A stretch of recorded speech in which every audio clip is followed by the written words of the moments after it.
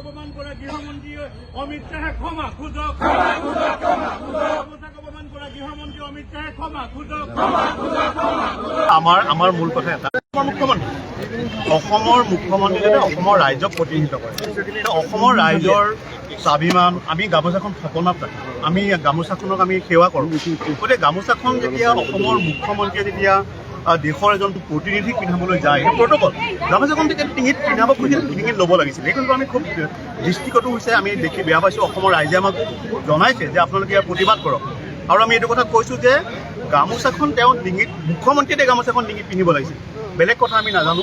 সেইকাৰণে আমি কৈছোঁ যে গৃহমন্ত্ৰী অমিত শ্বাহে ক্ষমা খোজক, তেখেতে গামোচাখন কিয় নিপিন্ধে। পৰৱৰ্তী সময়ত এনেকুৱা হ'ল যে তেখেতে গম পালে যে গামোচাখন নিপিন্ধিলে অসমৰ ৰাইজে বেয়া পাব। পিছৰ সময়ত পিন্ধিলে তেওঁ, অৰ্থাৎ ভোট বিচাৰি তেওঁলোকে গামোচা পিন্ধে। প্ৰধানমন্ত্ৰীকো আমি দেখিছোঁ ডিঙিত গামোচাখন পিন্ধে, ভোট বিচৰাৰ সময়ত মানুহক আৱেগিক কৰিবৰ কাৰণে গামোচা পিন্ধে।